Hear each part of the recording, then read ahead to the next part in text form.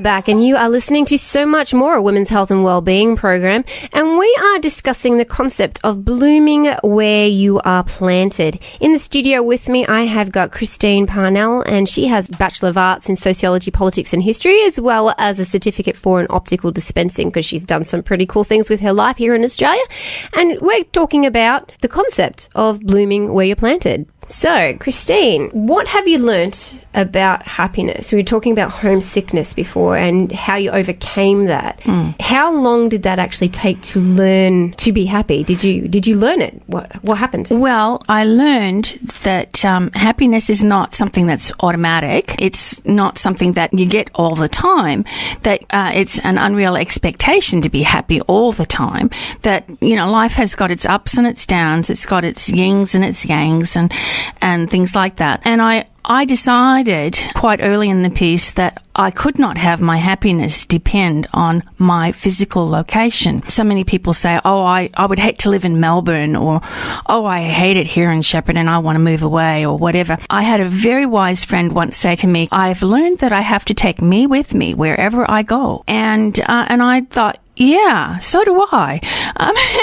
So I have to be happy in myself and to have the source of my happiness not be dependent on my location, because I can be happy or I can be miserable wherever I want to be. Yeah. Is it that simple to just decide? Can everybody just decide? I don't think it's that simple. I think it's something you have to, first of all, you have to become aware that there is the possibility of deciding. You also have to become aware that life is hard. And like I say, happiness is not automatic, and happy things will happen. And it is, you know, up to you to embrace that, and people to encourage you to embrace that. Not everybody has an environment where they're encouraged to embrace the good times. And that my sister, she said to me, because I said to her, I'm just feeling really, really homesick and down. And she said, well, Chris, I had to learn to bloom where I'm planted. And now she had married a man who was in the Air Force, the American Air Force. And so every, couple of years, they upped house and they moved to a new base or a new town, a new place. Sometimes her husband was posted overseas and things like that. She had to learn to bloom where she was planted. And she was an amazing example to me of blooming where she was planted. She got involved with her towns that wherever she went, and she just was a wonderful example of that. And I thought, yes, okay, I need to learn to bloom where I'm planted. I need to learn to enjoy being where I'm at and do what I can to bloom where I'm planted. And, take an interest in other people and look outward. I mean, look inward as well, and try and work on the stuff inside me that was making me unhappy. I'm very, very blessed that I have a Christian heritage. So I had that, spirituality that I think if a person is not in touch with their own spirituality, then it's very hard. That whatever their personal beliefs. Yeah, their personal beliefs. If they have a personal belief system, if you don't have that, if you just think life just happens to you and whatever's whatever, I don't know how that would work for me, is all I can say. I can't say, that it's a bad thing or a good thing, but for me, that really helped me being in touch with my Savior and knowing that God loved me and cared about me no matter what. Whether I was perfect or imperfect, and very imperfect, he loved me anyway, so that was really good for me. And all of those things really, really helped. And just the idea of, doing the best I could and knowing that no matter what my best was, it wasn't probably ever going to be good enough, but so what? Yeah.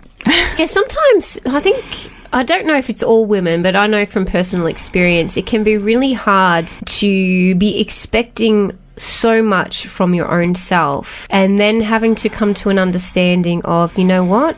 It's okay not to be perfect. It's okay not to achieve the perfect score. And sometimes that's hard to come to that place. Have you ever experienced that? Absolutely. And I've learned that, and I'm still learning too, that basically my expectations of myself and of others is often very unrealistic, often, really actually rather unrational, because nobody is perfect. Nobody can do the perfect thing. Nobody is going to be able to read my mind and understand what I need. And I am not capable of reading anyone else's mind either. So there's going to be times when I miss out on, doing the right thing by somebody. And I'm learning not to beat myself up over it and to be kind to myself, which, it's one thing to say, but it's very, very difficult to do, to be kind to yourself, to give yourself time for adequate rest and for, good nourishment and a bit of exercise. Well, I don't like exercise, but, to learn how to be kind to yourself is sometimes very difficult for women to do. And for me, I found it very difficult. But again, that's part of my process of blooming where I'm planting. Mind you,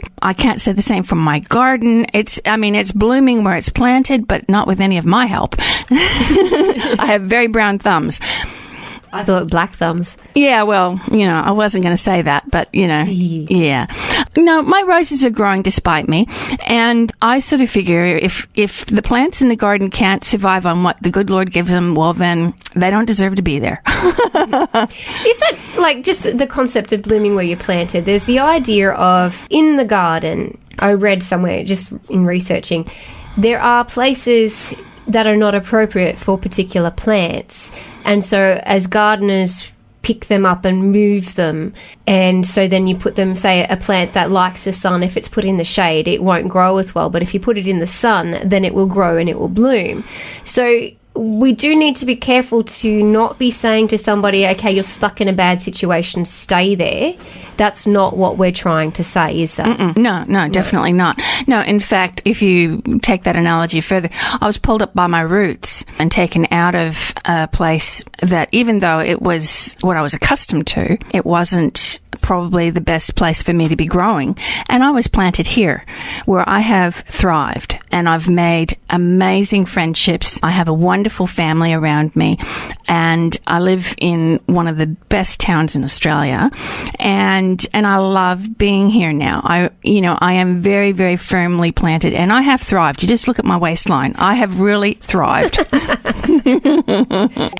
And I'm learning about acceptance of where I'm at. I'm learning about commitment. I'm learning about all sorts of things and just, learning that things that are not the way they might seem, and that I don't have a lot of control over a lot of things and to accept that. So how do you find accepting the things that you don't have control over? What sorts of things are you referring to? May we know? Yeah, well, sure. Things like, I have no control over how somebody's going to react to me and to what I have said or done. I have no control over what anybody else is going to do about any situation.